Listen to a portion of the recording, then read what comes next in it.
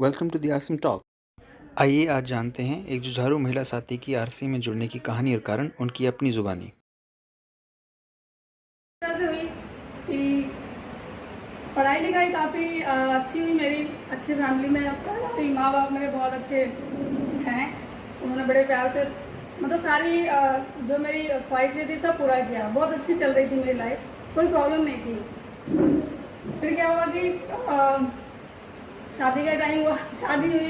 बहुत सारे सपने होते हैं, मैंने भी देखे। सोचा था कि कुछ अच्छा करेंगे, बट सोचा नहीं था कभी कि इस तरह से हेल्थ को लेके हम लोग परेशान हो जाएंगे।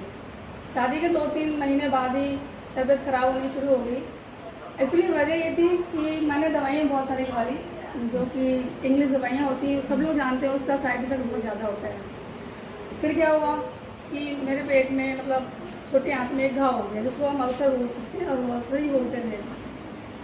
फिर मुझे खाना पचना बंद हो गया, खाना पचता ही नहीं था, कुछ भी नहीं खा सकती थी। काफ़ी ट्रीटमेंट कराया हमने, पैसे लगाए, गैस्ट्रो सर्जन को दिखाया। उन्होंने बस परहेज परहेज परहेज करते करते समझ लीजिए कि शादी के 6-7 साल निकल गए ऐसे। दवाइयाँ लेती थी बट बात नहीं बनती थी, बस परहेज करते हो, ये नहीं खाना वो नहीं खाना, कुछ पचता ही नहीं था। अगर उबली दाल सब्जी खा लो तो बहुत है, तो ऐसे ज़िंदगी थोड़ी ना कटती है। फिर क्या हुआ, ऐसी चलती रही लाइफ। हम दोनों सोचते रहे कि शायद कुछ अच्छा हो जाए, इसी उम्मीद में। और मेरे हस्बैंड जो मेरे अपलाइन भी हैं, तो ये ट्यूटर हैं, मतलब ट्यूशन पढ़ाते हैं। तो एक कोचिंग में पढ़ाने जाते थे, वहाँ पे विनोद सर जो हमारे सबके अपलाइन हैं, इनकी मुलाकात हुई। एक्चुअली जो विनोद सर हमारे, वो जो वहाँ जिस कोचिंग में मेरे हस्बैंड पढ़ाने गए थे, उनको समझाने गए थे वो आरसीएम बिजनेस को। तो शायद उस टाइम वो तेल के बारे में समझा रहे होंगे। तो उन्होंने सुनी या नहीं सुनी मुझे नहीं पता, बट इन्होंने सुन ली, क्योंकि ये तो सर्च कर रहे थे कि कुछ ऐसा मिल जाए जिससे कि मैं कुछ खा पाऊँ और कुछ पच पाए। तो ले आए ये तेल। सर से पूछा होगा कि भाई इसके क्या फ़ायदे हैं क्या नहीं है।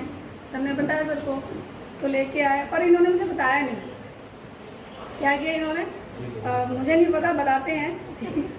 थैली को काटा और जो एक शीशी सबके रसोई में होती है तेल की, उसमें उन्होंने पलट दिया। ठीक है, मैं क्या करती, वही रोज़ की तरह रसोई में जाती, खाना बनाती और बस। ठीक है, ध्यान नहीं दिया मैंने। फिर 2-3 दिन के बाद मुझसे पूछते हैं कि आपको खाने में कुछ अंतर लग रहा है। तो एक्चुअली उस टाइम तो मैं बहुत चिड़चिड़ी हो चुकी थी, क्योंकि तबीयत को लेकर बहुत परेशान रहती थी। तो मैंने बस ऐसे ही जवाब दिया बुरा सा कि देखो मुझसे मत पूछो, मुझे नहीं पता, आप क्या पूछ रहे हो। तो इन्होंने फिर बोला कि एक बारी सोच के बताओ ना, कुछ अंतर लग रहा है। मैंने पता नहीं क्यों बोल रहे इस तरह। उनका चलो, तो मैंने सोचा सच्ची 3-4 दिन से मैंने बोला हाँ यार, खाना खा रही तो मेरा गला नहीं जल रहा है, मेरा गला नहीं जल रहा, गैस कम बन रही है, और मुंह में खट्टा खट्टा जो पानी आता वो भी नहीं आ रहा है। कह रहे हैं अच्छा। मैंने कहा हाँ। तो कह रहे हैं कि आपको पता है किस वजह से हुआ। मैंने कहा मुझे नहीं पता, भाई खाना वही खा रही हूँ, सब कुछ वैसे ही चल रहा है, तो मैं कैसे बता सकती हूँ। तो इन्होंने फिर ये बात बताई कि ऐसे ऐसे मैंने किया। फिर मैंने बोला कि अच्छा। कहते चलो ठीक है और यूज़ करो, देखते हैं। जब वो पूरी चीज़ें ख़त्म कर ली मैंने, लग गया होगा हफ्ता 15 दिन जो भी लगा था, तो मुझे बड़ा अच्छा लगा, मतलब हल्का हल्का लगा, और थोड़ा सा मेरा डाइट बढ़ गया। मतलब आधी एक रोटी से खाने लग गई मैं।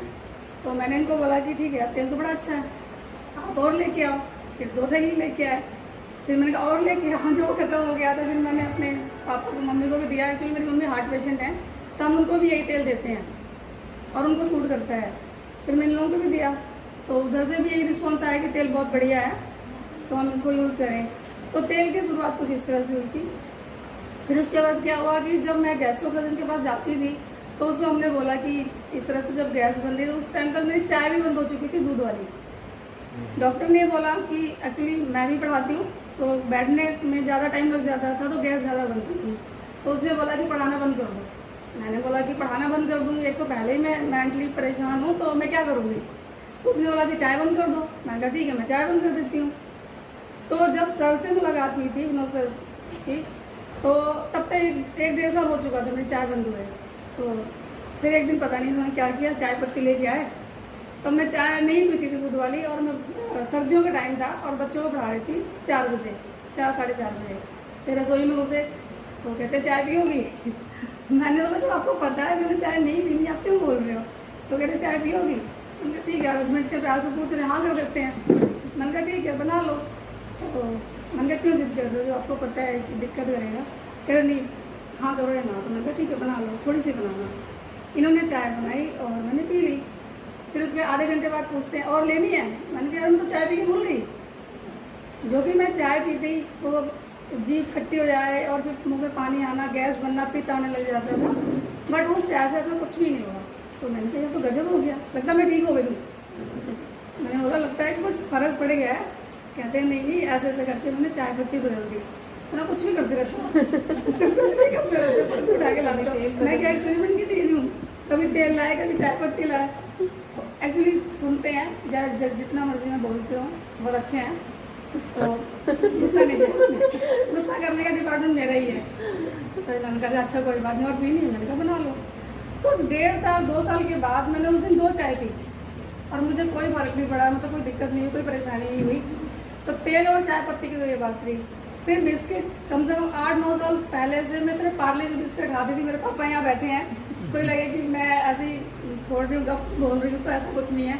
सिर्फ पार्ले जी बिस्किट खाती थी मैं, कोई और बिस्किट बचता ही नहीं था। कोई पानी में डिप करके, दूध भी नहीं लेना।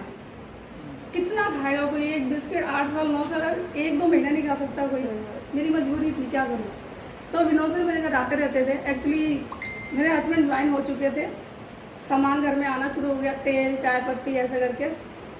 सर एक दिन आए, चाय मैंने बनाई तो मैं बिस्किट निकाल के लाने लग गई। तो सर के बैग में हमेशा, जैसे सर ने अभी बोला ना, ये बात बिल्कुल सत्य है, सर के बैग में हमेशा सामान रहता है जो उनके बैग में आ सकता है। मतलब बिस्किट है, नमकीन है, बाकी छोटे मोटे सारे आइटम। तो सर ने अपने बैग में से बिस्किट निकाला और बोला कि मैम ये वाला बिस्किट ट्राई कीजिए। अंदर से गुस्सा भी आया, मुझे पता है नहीं और ये वाला बिस्किट ट्राई करो, नहीं बचेगा तो क्या करूँगी। सर ने बोला राइस ब्रान ऑयल से बना है, आपको वो पच रहा है? मैंने बोला हाँ। अगर ये पचेगा, मैंने कहा ठीक है। मैंने वो बिस्किट लिया और उस टाइम खोल के रख दिया। मैंने वो बिस्किट ट्राई किया, सच में वो बिस्किट इतना अच्छा है कि अभी तक मैं आप पार्ले छोड़ के वो बिस्किट खा रही हूँ। और इससे जुड़े हुए मुझे हो गए 13-14 महीने हो गए होंगे इस आरसी बिजनेस से जुड़े हुए। तो मतलब जो हमारे प्रोडक्ट्स हैं, जो मुझ जैसे एक पेशेंट को सूट कर सकते हैं। तो आप लोग सोचो, आप लोग तो स्वस्थ हैं, अच्छी बात है कि जब चीज़ सही है तभी से अगर हम उसको संभाल लें तो खराब होने में मुझे लगता है एक तो टाइम लगेगा, दूसरा अगर होगा भी तो उतनी हानि नहीं होगी। जब हम ठीक होते हैं ना तो कोई चीज़ समझ में नहीं आती है, क्या बेकार की बातें हैं ये। तेल से क्या कोई ऐसा हो सकता है, चाय पत्ती से क्या ऐसा हो सकता है। क्योंकि हम इसको क्या समझते हैं, भगवान ने दे दिया ना तो बस एक मशीन है, इसको यूज करे जाओ। इसमें हम खर्चा करना चाहते ही नहीं है, सोचते ही नहीं है। अगर कोई कहते हैं कहते हैं बस सब ऐसे ही है ये। तो तेल में तेल ऐसे थोड़ी ना सूट किया। तब तक तो मुझे बिल्कुल भी नहीं पता था कि तेल में ऐसी क्या बात है कि जो मुझे इतना अच्छा सूट कर रहा है। और चाय पत्ती में क्या खास बात है, चाय पत्ती तो चाय पत्ती होती है, हमें तो ध्यान नहीं था क्योंकि हमारा ये फील्ड ही नहीं है कि चाय पत्ती के बारे में पढ़े या तेल के बारे में पढ़े। धीरे धीरे जैसे हम आरसीएम से जुड़ते गए, जब इसकी हमने एजुकेशन ली तब हमें पता लगा कि इसमें तो औषधीय गुण है। मुझे तो पता ही नहीं था कि राइस ब्रान नाम का कोई तेल होता है।